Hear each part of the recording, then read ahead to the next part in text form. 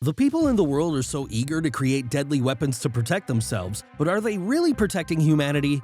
The answer to this question is very simple. Let's watch the full video and find out how. Welcome to Movie Recall. In today's video, we will be going through the 1987 movie Superman 4: The Quest for Peace. It's time to recall. Let's get started. Turn on subtitles and spoilers ahead. The movie starts and we are taken to a Russian space station where a cosmonaut is working outside, singing Frank Sinatra songs in Russian. A piece of space debris flies into the space station, spinning it out of control and sending the cosmonaut into deep space. The Russians are saved when Superman flies to the rescue, first putting the space station back into its orbit and then rescuing the cosmonaut. In Smallville, Superman, aka Clark Kent, returns to the old Kent farm which is being put up for sale. We go on to learn that his mother is already dead, so he is the only owner of the property now. It is in his hands to sell out the property, and he is approached by a man who wants to build a shopping complex at his property, so he goes on to make the man an offer. He then goes on to find a tool in which he finds a capsule in which he himself came on Earth, and then he goes on to find a message from his Kryptonian mother. He has an energy module, and we go on to learn that this energy module can only be used once and that it generates a lot of power. His mother's message explains that the green crystal he holds is the very last source of Kryptonian energy and that he should use it wisely. When he goes out of the house, he finds the contractor out there waiting for him. The man throws him a number for his property, but Clark tells him that he is not going to sell this property because he has a lot of memories here, he grew up in this place, and he spent the best time with his parents in this place, so he does not ever want to sell it. On the subway, Lois Lane is practicing her French for an upcoming trip. Clark, just behind, misses the train and waits on the platform. The train driver suffers an apparent heart attack and causes the vehicle to pick up speed, hurtling past the next station. Clark hears the panic from the train and steps into a nearby phone booth where he changes into Superman. Superman then flies past the train and gets ahead of it, stepping on the tracks to stop the train's power. While the emergency team attend to the driver, Superman informs the public that the subway is still the safest and most reliable form of transport, and then flies away. At the Daily Planet, Clark arrives to discover that a media mogul named David Warfield and his daughter Lacey are to take over the newspaper, with plans to turn it into a sleazy tabloid. Clark's outspoken opinions on delivering the truth is noticed by Lacey, who develops a liking for him. She goes on to flirt with him as she tries to get him to get attracted to her, but he does not reciprocate as much. Meanwhile, Lois's trip is canceled and editor Perry White heads off to the bank to try and get funds to buy back his newspaper. We then go on to learn that peace talks have broken down between the world's superpowers, and the US president appears on TV to say that America strive to become second to none in the nuclear arms race. A schoolboy named Jeremy writes a letter to Superman asking him to do something about the crisis and sends it to the Daily Planet. Superman is now confused. He does not know what to do because he does want to save humanity, but at the same time, he does not feel like he should interfere in this matter. He does not want to make things worse by stepping into this matter, so he makes his way to the Fortress of Solitude to seek advice from his Kryptonian ancestors. Superman tells his ancestors that he is moved by the letter but cannot intervene in global politics, so he does not understand what he should do. His ancestors go on to tell him that all these problems have been created by the people of Earth, so they should be the ones to deal with it as well. They go on to say that the time is going to come when the people of Earth are going to be fighting each other, there is going to be war everywhere, and these people are going to put an end to humanity in these ultimate wars. They say that these people deserve to be finished like this because they are the ones who got themselves into it in the first place. One of the ancestors goes on to ask him till when is he going to keep protecting the people of Earth. They then encourage him to move on to another planet where war is forgotten. Superman, however, does not like this idea and decides that he is going to help the people here.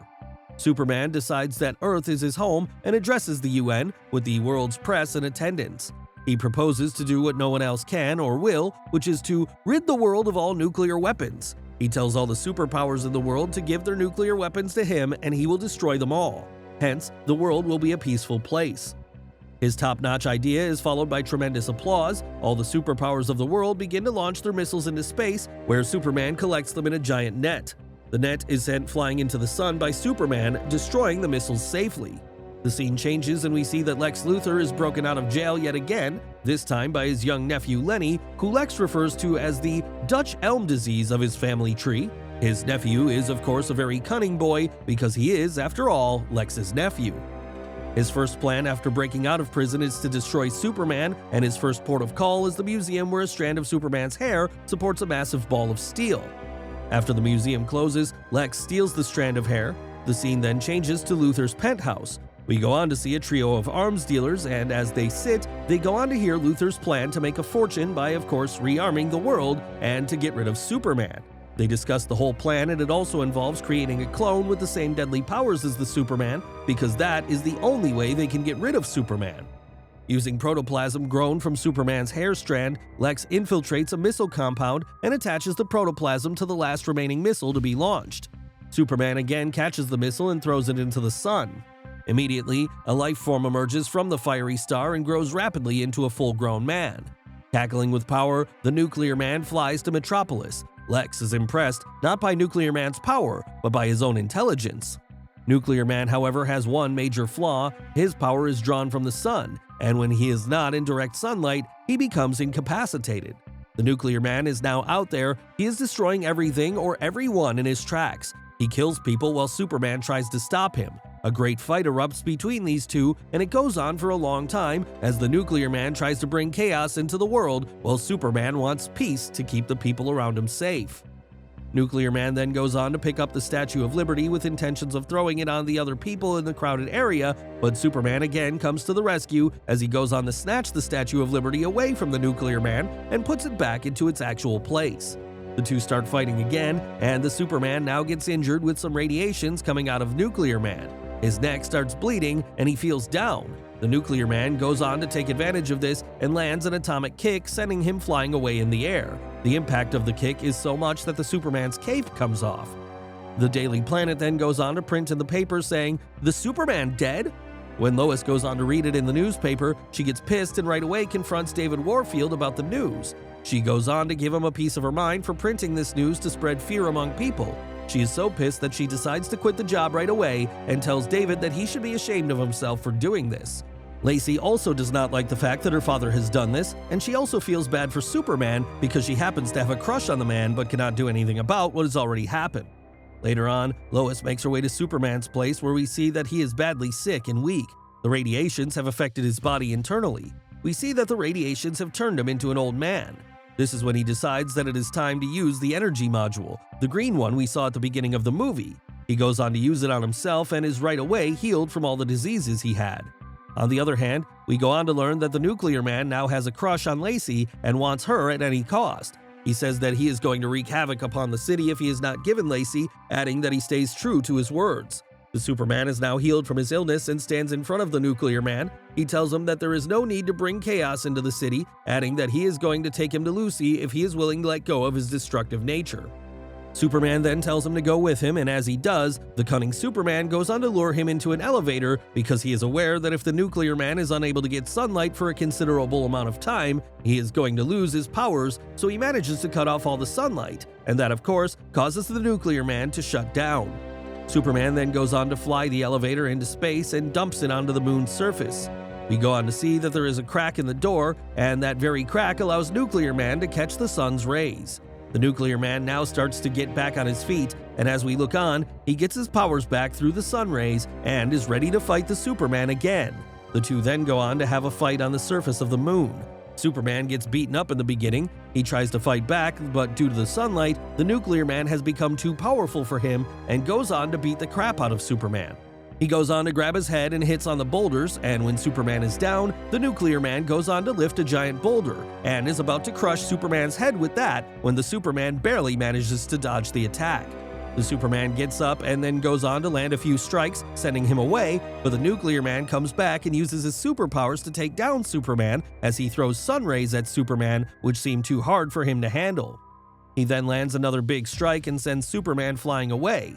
The Superman comes flying back to attack the Nuclear Man again, only to get hit on the head, and that takes a lot out of him.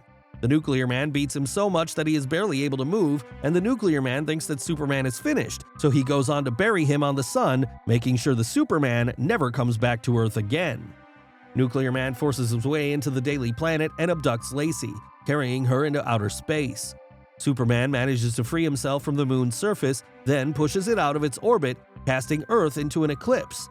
He does this because he does not want the nuclear man to get any sun rays so that he becomes weak yet again and Superman could save the world and of course Lacey. The nuclear man is now too weak to hold Lacey because he was not able to get any sunlight. He is about to let go of Lacey when the Superman comes flying towards him and takes Lacey in his arms while Nuclear Man goes tumbling away into the space.